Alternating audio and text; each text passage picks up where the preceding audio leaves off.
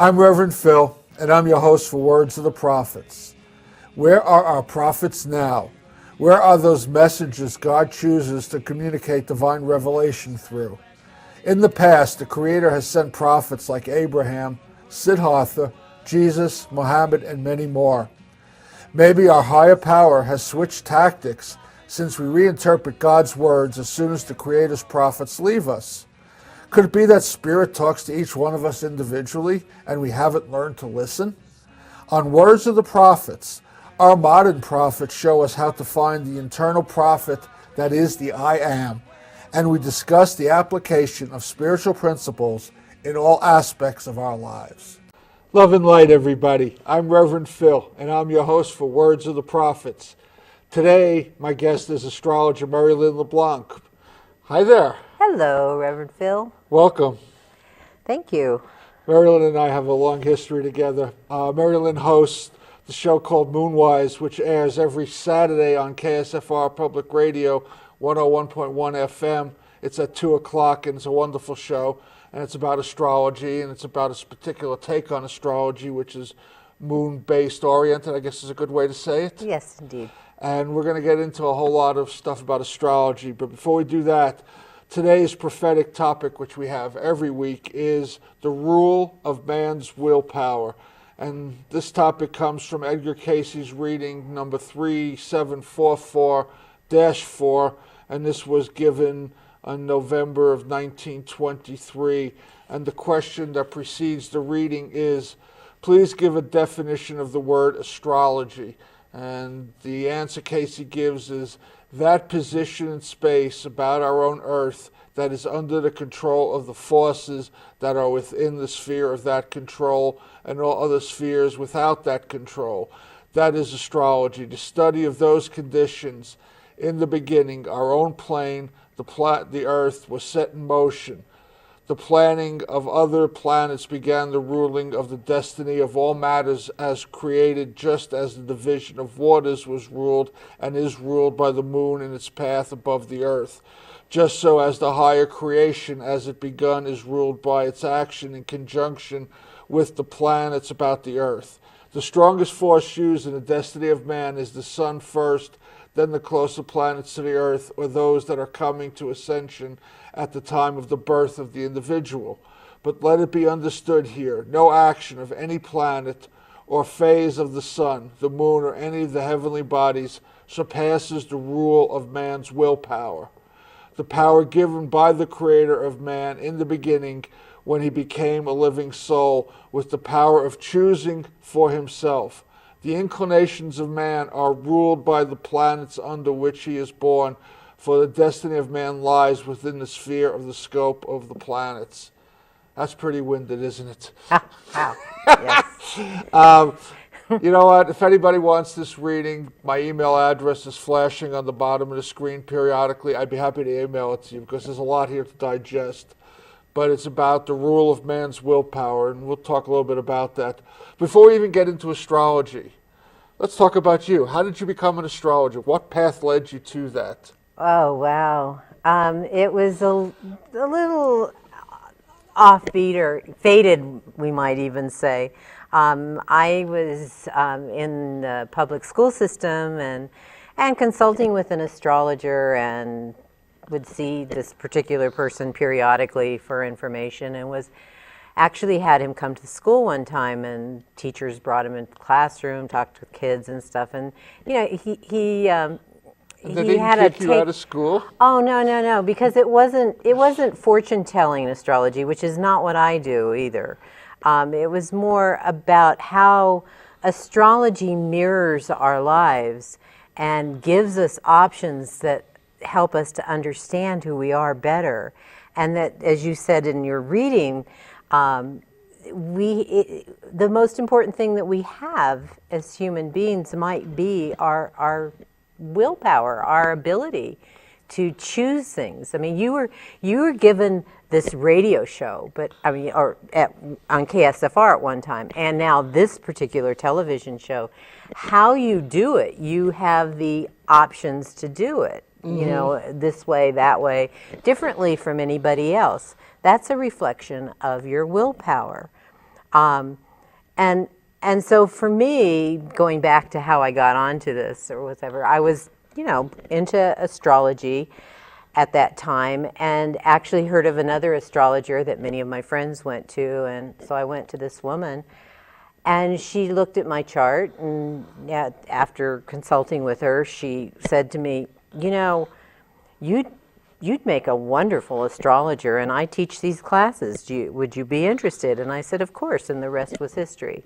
But I spent a year with her and actually ended up knowing more because I attacked it in an academic sort of way. At the time, I was also in a doctoral program at UC Berkeley. And so I just about read every book that I could get my hands on, and some of them made sense, some of them didn't make sense, but I really just jumped completely into it and fell in love with it. I knew that this was a path for me. Do you remember your first time you got exposed to astrology? The first time was probably those sun sign columns in the newspapers. I used to read I'm an Aquarian, and I used to read Aquarius all the time, and so consequently, but when that was, I can't even remember. What I do remember is, as an adult, subscribing to the Oakland Tribune, because the column that was in there was done by Sidney Omar, who's still around, still writes astrology books, was probably 80% of the time accurate, and that really impressed me. And I know from my own experience now as an astrologer that sun sign columns or any kind of column, like I do the Moon Minute, it's weekdays, you can hear it on KSFR at 5:30 in the morning, or I have a blog site actually, moonminute.blogspot.com, where you can read it on there. Well, what I have to say is not necessarily accurate for everyone every single day, because it has to, those columns have to be generalized. Mm-hmm. But what I do know is that they fit certain people, certain times. And they talk about a certain type of energy that is out there. So they have some value, but they certainly do not represent the totality of astrology. And had I known more about the totality of astrology, I may have gotten into it at a younger age.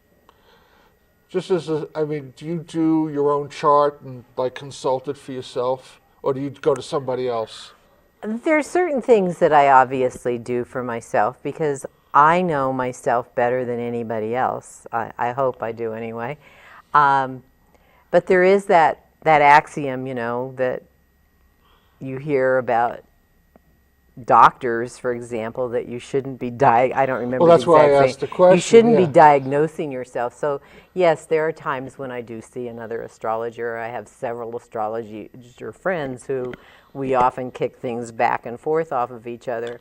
But the key is you have to get the most out of a consultation with an astrologer. You have to be very open about what's going on with yourself. Because astrology is this beautifully compact, elegant language of symbols and myths. And so, it takes the astrologer's intuition to know exactly how you're playing out the myth, mm-hmm. or how you're playing out, the symbol. And so the more that you tell the astrologer, well, this is what's going on in my life, this is the issue, these are the details, etc., the more the astrologer can go, oh, okay, I see how you're using this. If you continue to use this energy in this particular way, these are the possible outcomes. You have some other choices here, and let me tell you about them. But so the ideal use of a consultation with an astrologer is to actually interact with that person. And mm-hmm. so consequently, there are certain people that know a lot more about me than others because, it's a little bit cumbersome to divulge your history repeatedly to different people. I hear you. Let's start. What we're going to do with this show is about really starting off with a basic introduction, Astrology 101. Okay. And then we're going to go into a little bit more specific stuff. But as part of Astrology 101, can you touch a little bit on historically, when did astrology first come on the scene? And I don't know if anyone knows the answer to that, Reverend Phil, but what we do know is every culture on this planet, ancient cultures, has some connection to astrology.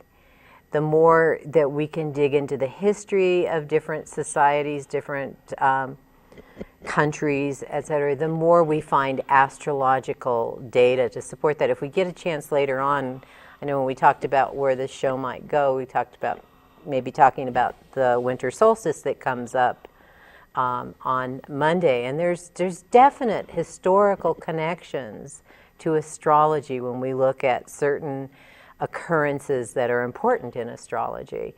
So we don't have a hardcore birth of astrology. It seems to go hand in hand, and I'll give you my take on that. It has to do somewhat with dimensions, like we live in the third dimension, and then there's the fourth and the fifth and the sixth and so forth dimensions. And in the fourth dimension, some people write that it's that space of archetypes, images, great ideas that philosophers have written about and psychologists have written about. And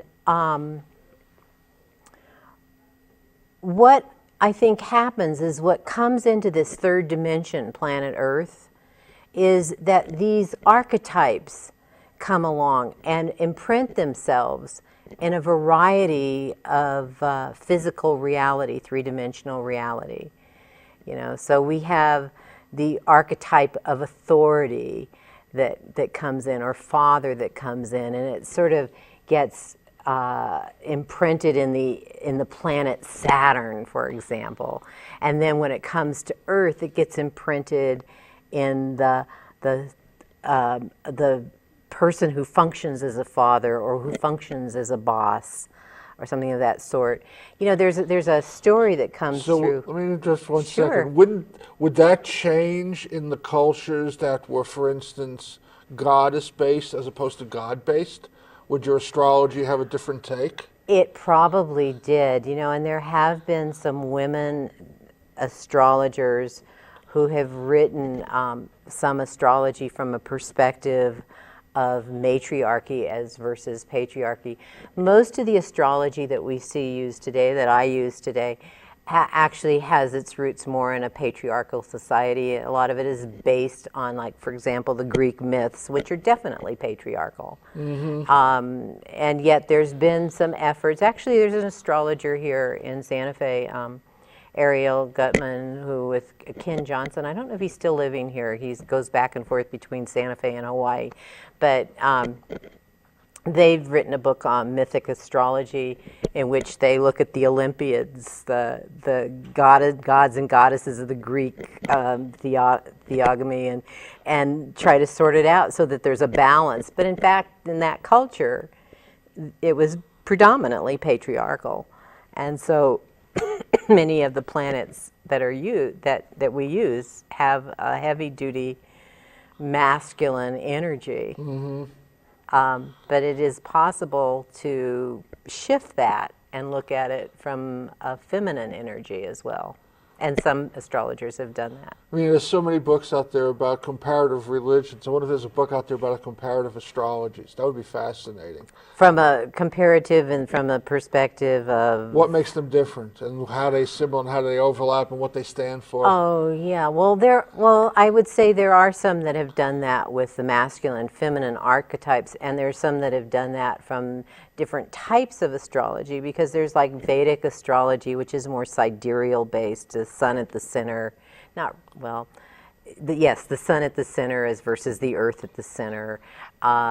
There's another kind of astrology called cosmobiology or Uranian astrology, which eliminates what we call houses and actually the zodiac signs. It just deals with the planets, and there are books that compare those. Yes. Interesting. Yeah.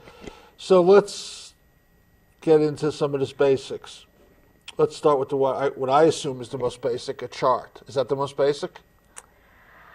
Well, yeah, we could say that your horoscope chart, your natal chart, and that is actually made up of 3 major components. And I'll give you a few graphics for that. I brought along a little product I used to use.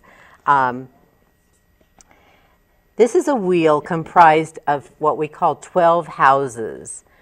The houses in astrology represent the different areas of our lives. For example, who we are as an individual, who we are in relationship to other people, what kinds of talents or resources do we have, what values do we have, what values do others have, how do we communicate, how do others communicate, what grounds us, what puts us out there in the public eye, how do we create things, how do we invent things. See, all of these areas address things like that. How do we work?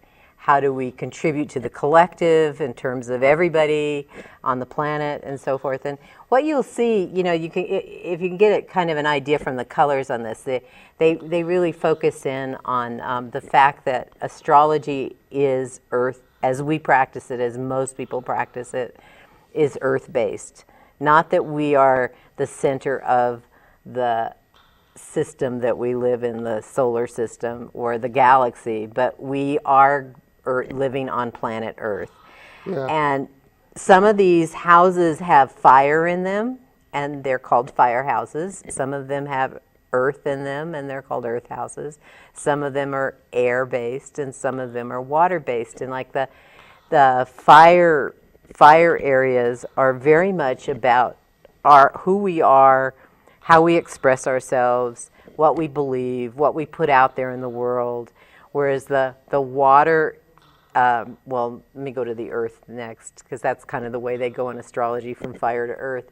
The earth really talk about what resources are available to us, how we work with those resources, how we put those resources out into the world, what how they represent our accomplishments. And then the air houses have to do with, all the air houses have to do with relationships, whether they're peer relationships, contractual relationships, friendships, and whatever. 2 questions. Yep. First question is, we're talking about a circle. You're talking 12 houses. A circle has 360 degrees. Therefore, 12 into 360 is 30. I mean, is each house always equal? Not necessarily. I tried to make them equal here, but depending on where on the planet Earth, and this ends up with a lot of mathematical calculation. Depending on where in the planet Earth, the houses can change size. And so, like, I have a friend who was born in Iceland, and her chart has these houses that are huge for certain areas, and then really, really tiny in other areas. And so, if the more one is born towards the center, towards the equator, for example, the more the houses are equal. Okay. But that's kind of one way, a very simplistic way of looking at it. But they do change sizes. So then the other component that we have, which does stay the same, are the zodiac signs that everybody seems to be familiar with, especially because of the sun sign columns in newspapers. And so we have 12 zodiac signs that get represented, that get overlaid over the houses. Now, they each have only 30 degrees in them, and this is really symbolic. This is not reflective of the literal constellations that are out there in the sky, because those constellations vary in size. Like, for example, Pisces is this huge constellation, whereas Libra is a very small constellation. So they're not, if we were to measure them in astronomical terms, they're not equal in size. But what we do is we take the zodiac signs and just measure them out as 30 degrees each, and we actually do that with an overlay on the Earth. This gets a little bit more complicated or whatever. So I'm not going to... I want to go there, because my other question I wanted to ask you was, going back to the origins of astrology, how does somebody come up with an understanding that this particular house, this particular sign, this is fire. I mean, can you shed any light on that? I mean, it's just fascinating. That's, you know, I mean, I could. Well, I think it goes back to those archetypes again, and those images. You know, that like Carl Jung really brought them into contemporary awareness in terms of just basic idea. Of course, you know, we could go back to philosophers like Plato too. I mean, he wrote about these great ideas, and it was just kind of this understanding of how certain elements seem to show themselves in not just on the earth, but they also show themselves in the sentient beings that live on this earth, humans being one of those sentient beings. Which, I mean, I don't want to get too far off track here, but just things keep rolling through my head. I mean, I believe it's Vedic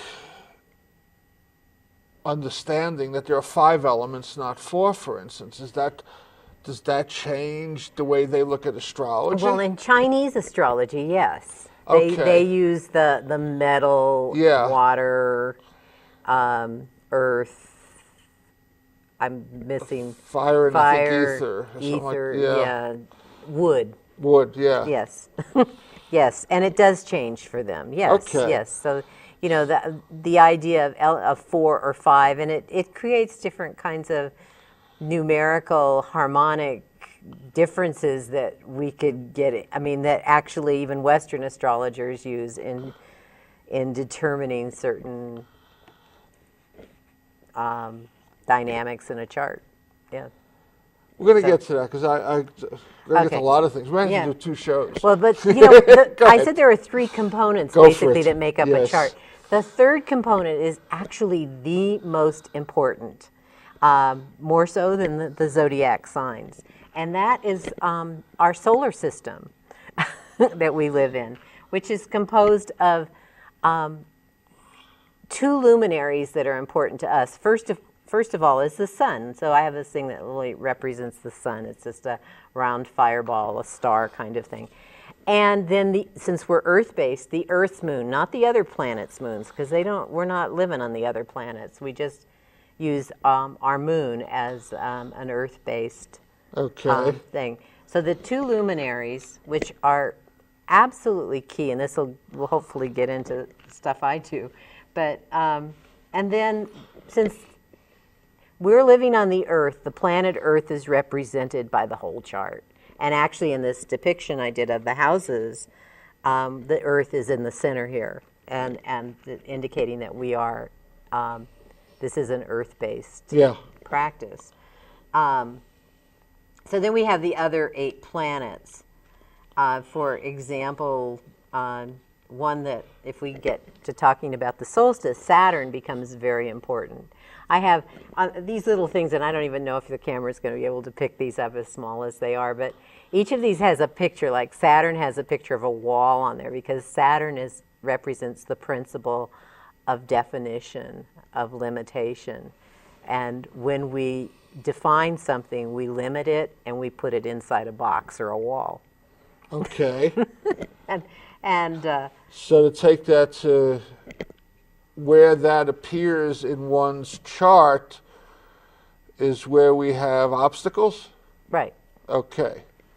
Exactly that. So depending on, I mean, I did a little bit, long time ago, I did a little study of astrology. Never took it, obviously, as far as most people who are doing it for, ongoing basis. I did it for a few years, but where we are in the planet at different times of the year, different times of the day, this thing is all going to shift. Right. So, matter of fact, go ahead. One of the shifts that we see is what we call a diurnal shift. It's daily. This zodiac moves completely full circle within 24 hours. And so depending on the time you were born will depend on where it's located in your chart. And then the planets move at a different rate. Exactly. They have their own rates. Mm-hmm. And then the the constellations, basically, which we're looking at, kind of move at a different rate. They do too. But like I said, the zodiac, we're not really talking about the constellation of stars out there. There is a constellation for Aries and Taurus and Libra and all the rest of them. But when we're dealing with, this is Western astrology that I practice. We call it Western tropical astrology. It's earth-based. That these zodiac signs move as the sun moves, but not as the constellations move. Okay. We're living in sidereal astrology, you're going to the constellations. But even then, when we see the practice of it, like for example in the Vedic system, it's basically they use it to place what we call the precession of the equinoxes, what constellation is lined up with the equinox point, for example. But then after that, their practice doesn't follow because they're not following the degrees of that particular constellation. They're just putting everything into a neat little 30-degree condition, like we've done with the zodiac circle. So most astrology practices, whether it's Western tropical or not, actually have some point where we shift over into a symbolic practice. Okay. But there are some that really are strictly, I'm thinking of somebody right now who, I'm not sure what he calls his astrology, but it's sort of sidereal in that he looks at the alignment of the planets with the constellations, and not just the 12 of the zodiac, which is like the zoo that surrounds us in some way, but all the rest of them, and then interprets the myths of those constellations with the myth of that planet and gives a reading that way. And it's very fascinating, actually. Well, let me tell you a little basic of what I learned, and just feel free to comment on it. My understanding of astrology when I learned it, I don't remember if they even gave it a name, as to a particular school. Mm-hmm. I am born at a point in time on this planet. At the time that I am born, you talked about harmonics. Certain energies are present within the universe that are directly focused at me. Mm-hmm. Those energies are susceptible to being diverted, because of the alignment of planets. So it's almost could be like a pinball machine. It could bounce, bounce, bounce, where only part of it would touch me, some maybe more of it would touch me. And based upon that configuration and the energies that touch me at birth, and then will continue having certain influences on down the path of life. Mm-hmm. Yeah, I like the imagery that you were using. And also what's coming up in my head while you're saying this, though, is Jung's principle of synchronicity. And this has to do with that going from one dimension that I mentioned, like the fourth dimension, back to the third dimension, is that it seems like you being born at a specific time share in the characteristics or qualities or attributes of something else that's happening at that same time. Another example, like you were born in the Bronx. I was born in Los Angeles. And if I have done this with people, and I would wager that if you think about what characteristics or attributes of that area where you were born do you share in? Besides a funky way of talking? Well, that in itself demonstrates my point. Yeah. No, I agree with you. No, let's get totally off track for a second, because okay. I had, when I was doing this astrology thing, I had this, my teacher at the time, that concept of, again, coming back to harmonics, talked about how, and we didn't even touch on this yet, the internal configurations of a chart are mathematical. And, how the sines, the cosines, the tangents, and all that kind of stuff. And those mathematics equate to musical notes, that the mathematics behind those internal configurations are the same mathematics behind the scale, the music scale. Mm-hmm. So I had came up with this theory, and I was going to explore it and wound up not getting diverted from it, but that what you're talking about, that each generation has its own sound or sounds of Yes. music. And that if we were to look at the people's charts, because of the movement of planets and constellations, that some are slower than others, so that there are, some effects that can hang around for, 10, 15 years as a planet moves from one house to the next house, for instance, that we create a musical rhythm that then resonates with that individual and creates the music of that generation, so to speak. Mm-hmm. And we're going to do a whole study on this. And just It's totally fascinating. I mean, and it definitely. does it jive with what you understand? Yes, it does. It's completely. And actually, often, if you listen to my show regularly, sometimes we're talking about subjects that have historical precedents, etc., and we're actually demonstrating what you've been saying about, let me think if I can go. For example, we have some really strong energy represented by the planets Saturn and Uranus and Pluto during these times right now.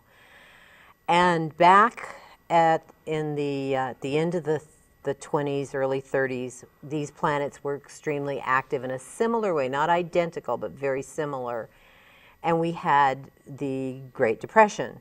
And what are we seeing right now but these very difficult economic times? So you can label it however you want to, but And we're having the same basic configurations. Not the configuration is different in some way, but the energy of the configurations is similar. Okay. And the planets are the same. Okay. And that's why it's not identical too. I mean, we've had banks closing, but they've been closing under regulations that have been set up since the 30s. And so the dynamic isn't exactly identical, but there are definitely similar energies that are still showing up. I got you. And yeah. So let's go take this chart to I don't know if it's the next level, but you specialize in a particular, I guess, brand of astrology that focuses on the moon as being the most significant aspect? I think it's all significant. I don't think I have I don't think I placed one thing as standing out above anything else. I basically started to go with the moon after another astrologer said something to me. I'm an Aquarius, which is somewhat eclectic sign energy. I mean, I have besides the sun, I have 2 other personal planets in Aquarius.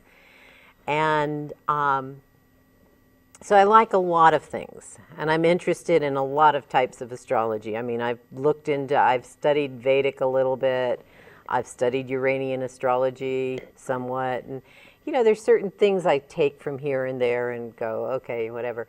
But this astrologer said to me, and this was maybe 15, 20 years ago, you would probably, your particular talents would show up more if you were to choose something to focus on in astrology. Like she focused on fitness, for example. Other astrologers might focus solely on relationships, love-type relationships. Okay. And I gave that some serious thought. And along with that, what was constantly going through my mind was, I know that astrology is a systematic way of looking at anything we want to look at that has shown up on this planet. And what's most important, I believe, is our role as individuals on this planet. Why have we come here? What are we doing here? And what in astrology tells me about that on a regular, consistent basis, and that's the moon. Okay. So it's a focus more than anything So that's else. where the focus, and that's where the moon came from. Mm-hmm. And does that change how you look at the chart, or just that becomes the focus of the chart and everything else still is interpreted Oh, everything else is still interpreted, yeah. Okay. I mean, it basically, for example, in my show, every month we have a new moon that goes through this whole approximately 29-day cycle with the sun, from new moon to full moon, back to new moon again. And so consequently, I'm looking at that cycle, I'm looking at what that cycle means, and I'm actually seeing each lunation cycle in the context of a larger cycle that has to do with eclipses, which always come with moon cycles anyway. So, I've kind of come to the point of saying, okay, well, besides the calendar year, there's the soul year, which gets represented by all the moon cycles. And those are constellated around the eclipses. And so it's just a kind of a way that I look at it. But, there's other cycles that are going on that are huge. Like, we're looking, like I mentioned, the economic times we're going through right now. If I'm looking at that as a focus, or if I want to know, what's going on in the whole world as a focus, I'm going to look at the outer planets more than I'm going to look at because the moon and the sun really have to do with our individuality and who we are as, not only as a human being here on planet Earth, but who we are as a soul and our connection to spirit as a soul. And whereas if I want to know, stuff about world events, the outer planets, which represent, because they're out there, they represent the larger field of humanity, are going to be the planets that are going to tell me things about the economy, about world peace or world unrest, things of that sort. So it depends on the focus, really. Another question. Yeah. How does, if at all, things like comets and asteroids that just pass through impact what happens, what happens to the energies, the harmonics, how that resonates within the individual, how that resonates within the society? I'll tell you, everything has a correlation, but there's so much in astrology. Some of us astrologers say it takes many lifetimes to be an astrologer, and we probably will never exhaust the possibilities, especially if mankind continues to exist on this planet, which is questionable during these times, very questionable. We would have the opportunity to perhaps go and inhabit other planets, and consequently, the center, just as I referred to our being Earth-based, will change, which means another area of study. What does it mean from here? So I think that as long as there are solar systems to live in, galaxies to live in, universes to live in, which there are innumerable at this point, there will be opportunities for an astrologer to grow in knowledge. So I think that the database of astrology is infinite. It's one of the things that I remember learning when that short period of time I was into astrology, was that there was this huge library of astrological knowledge in Alexandria that got burnt when the Romans sacked it, and that they lost. What we have now is a mere pittance compared to what had been compiled in that library. I don't know if we know this. Do you subscribe to that concept? Yeah. Matter of fact, there are actually astrologers who are very much involved in a project called the Hindsight Project, which is actually taking what we do have. We lost so much, but what we do have, and translating it anew. So many texts that have come down to us in Greek and Latin that were translated years ago, and I think about the Latin that I studied in school, and I'm going like, if I were, involved in translating a text around astrology when I was in high school, my interpretation of it would be very different from what it is even today. Yeah. So when we're talking about people who are translating these texts who are no longer even alive, that lived centuries ago, and what can be gleaned from them, given what we know today, is very different. So there are astrologers that are involved in translating ancient texts, and we all know that, not just in the realm of astrology, but in the realm of other areas of science and knowledge, that we lost a lot with the burning of the library in Alexandria. Yeah. So let's, coming up on the winter solstice, what does that mean? How does that impact us? Why is that a focus? Well, solstice means sun standing still. Anything that has to do with the sun or planets or the moon has something to do with astrology, right? And what we also know, this is interesting because a lot of your show is about man's relationship to spirit. Mm-hmm. And what we know is that through a new field of inquiry called archaeoastronomy, we know that practically every culture did ritual of some sort or paid homage in some way by constructing something to the solstices and the equinoxes. I mean, we have cultures have left behind these amazing structures like Stonehenge or Newgrange. What's that one in Scotland, May's Show or something like that? Down in Kukulkan and down in the Yucatan Peninsula. Mm-hmm. There are several of them all over. Chaco Canyon has structures for the alignment of lunation cycles and the equinoxes. The equinoxes, I'm thinking of eclipses actually, which are sun-based. So we're talking about a major event that mankind has celebrated over the millennia in terms of recognizing our place here on this planet and its relationship to the sun. And in astrology, the winter solstice is the time when the sun enters the sign of Capricorn. And in some ways, well, first of all the world religions have used this time to celebrate some kind of ritual. Christianity used it to celebrate the birth of Christ. It was not necessarily a literal birth date. It was a symbolic. Once again, I mean, as people, as cultures, we all deal in symbols, exactly. Yeah. And what we've done in more recent times, with the changing of our calendars, the Romans primarily doing this, we moved New Year's Day to January 1st. But in fact, the winter solstice is a new beginning.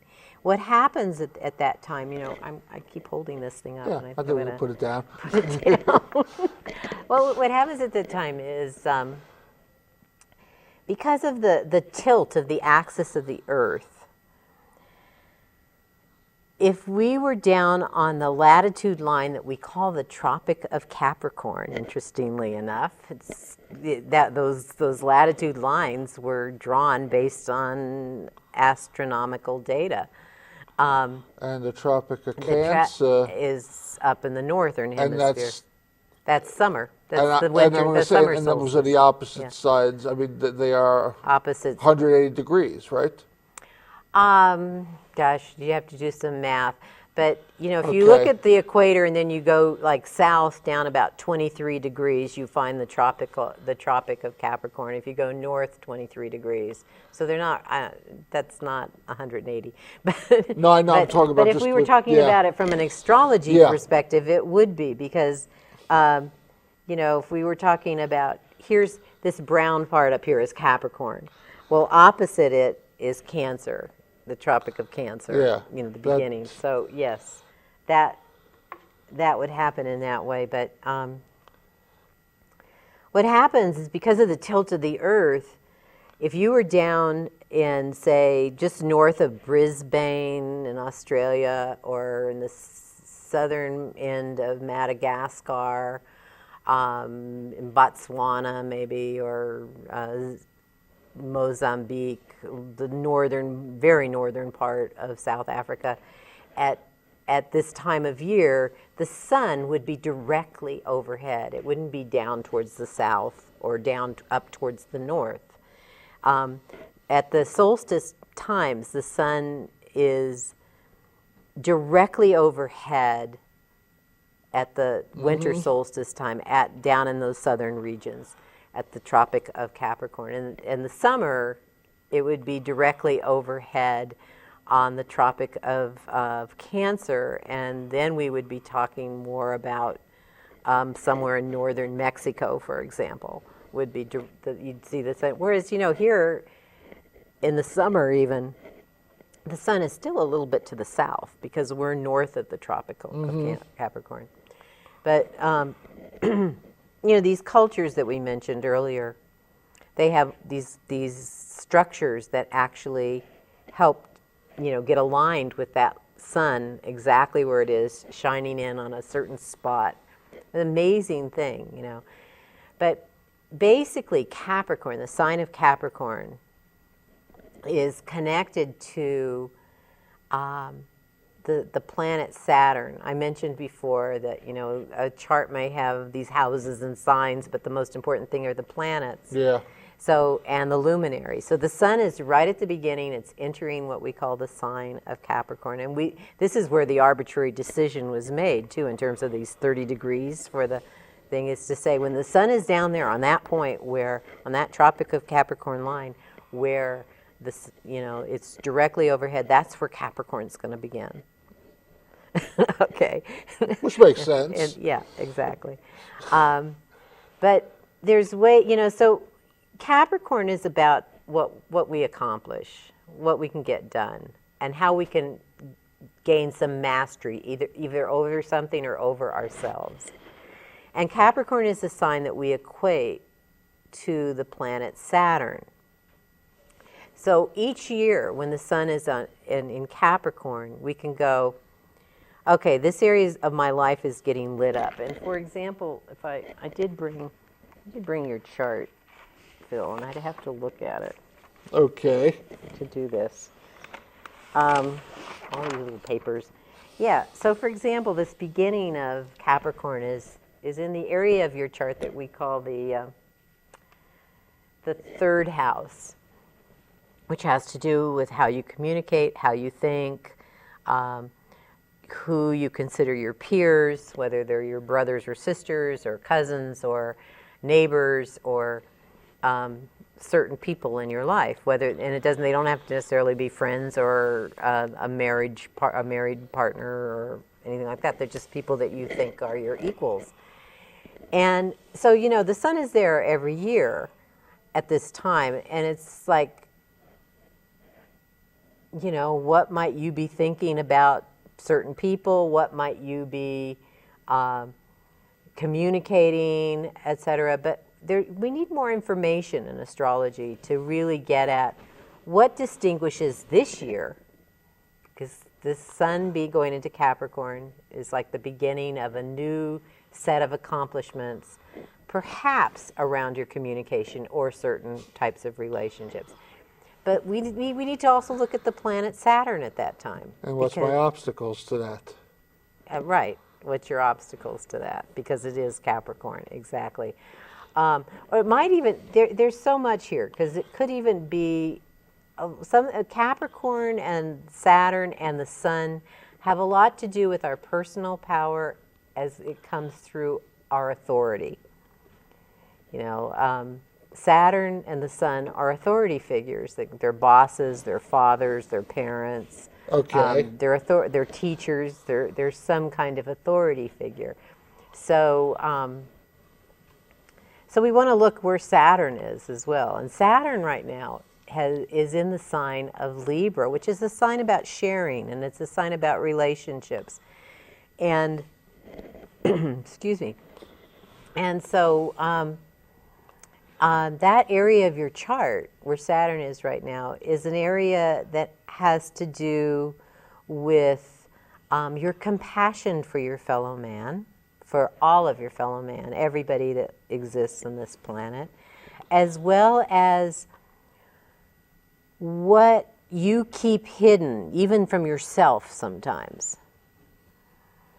So with Saturn in that area of your chart, along with the Sun in this other area that has to do with communication, you might say that, oh, this is a year that's beginning for you in which you may have to give some serious thought about what you might be able to do to help those people in less fortunate situations who may be hidden from you, not seen, but what can you do? It's also an area, didn't mention this, I'm flashing through it in my head. Okay. It's also an area that has to do with your compassion for your fellow man. Did I say that? Yeah. Oh, okay. So you might start thinking, if you're a person who does New Year's resolutions, I think that the winter solstice is the New Year's Day. And it's a time to definitely come up with some goals for the next year.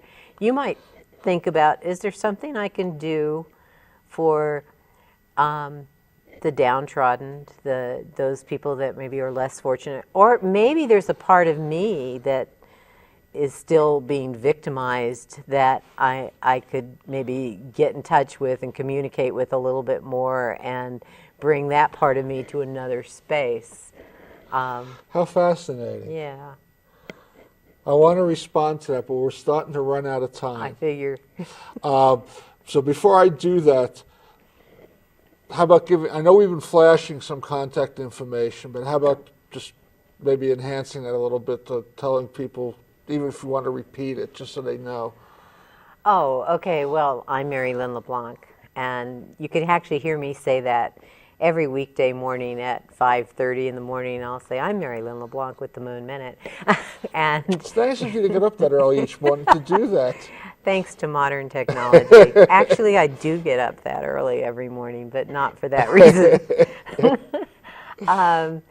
And I do this Moon Minute, which is literally, a minute and a half on the air.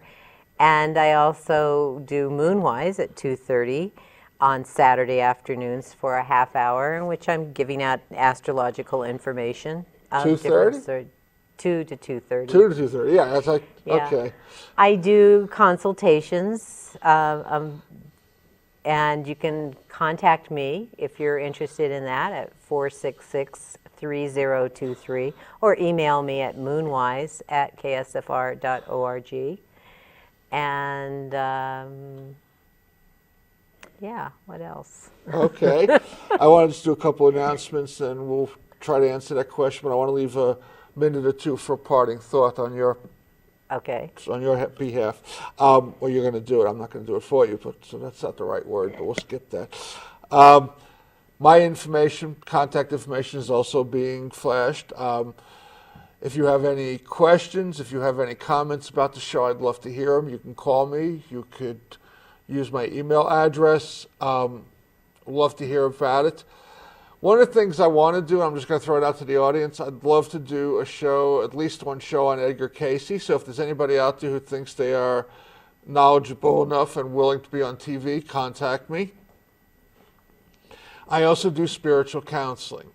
I don't believe in the old traditional talk model. I do a little bit of therapeutic model, and I do a whole lot of spirituality tied in. That without spirituality, I don't believe we really heal. So in this holiday season, during it, after it, if you think that there's some issues that you need to deal with, be happy to work with you. I do not have a fee for my services. It's strictly a donation basis. So, money does not have to be an issue. I don't turn anybody away if they don't have money. Also, next week, we will have our Christmas show, and that will be with Father Murphy. We're going to talk about, what is the meaning of Christmas, and how do we demonstrate what it's there to teach us. So, tune in and be a very interesting show. So to answer your question, we got a few minutes left. I am, interestingly enough, working on my website, having it redone to reflect some new things and some changes, which I think falls into that category. That third house, yes. Yeah. I am also looking at some form of getting the message out more about the services that I provide that are available, and maybe taking a new form of advertising. And that's definitely that 12th house, because you do a lot of help for people who have find themselves in a very difficult situations. I think we're all in very difficult situations, but that's another story for another time. Yeah, and the other thing I'm talking about is with actually with Father Murphy, we're going to start a 2-person study group. We're going to study the essential Dalai Lama. Oh, wonderful. Yeah, so I mean, when you were saying all that stuff was popping into mind. So before we run out of time, you got a parting thought for everybody? Well, for other astrological reasons, which you could hear sometimes on Moonwise, this is a time where it's really important for us to engage socially in what we enjoy doing, and it couldn't be the astrology has come together during this holiday season in a most amazing way to support our being upbeat in the midst of unbelievably difficult news to listen to. And I just would encourage everybody out there to be as cheerful as you can by enjoying what you truly enjoy and enjoying those that you love, sharing your own joy, sharing your happiness, having fun. There's a lot of energy to support that. There's a lot of energy to support the other side, the depression, the oppression, etc. But that's not going to get us anywhere. But that gets us right back to this prophetic topic, the rule of man's willpower. Yes. The first thing my astrology teacher taught me was free will rules all. And I think that, that is the apex, that we have the opportunity at any given moment to decide whether we can, have an obstacle in front of us or, a stepping stone. It's our interpretation.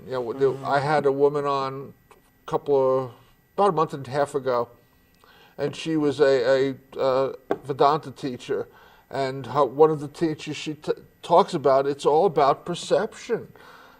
That everything that we are facing is neutral. It's how do we perceive it? And perception is an interesting way to put it. I sometimes look at what's going on in the world and think, we as a human race, I believe, have a death wish.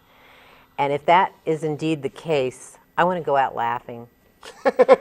Yes. Maya Baba once said that life is a joke. Sometimes it's a sad joke, but it's a joke nevertheless. Indeed. So, thank you so much for being with me today. You're welcome. Thanks for having me. We can do this again sometime? Yes. Good. Indeed. I love it. Thank you all for tuning in. Thank you for listening. So the message is, you've got free will. If you don't like the way things are going, look at it differently. You've got the power. Nothing outside of you matters. It's how you interpret it. Blessings to you all. Okay. I'm Reverend Phil, and I've been your host for Words of the Prophets. Thank you for tuning in. Please join me again next week, same time, same channel, for more Words of the Prophets.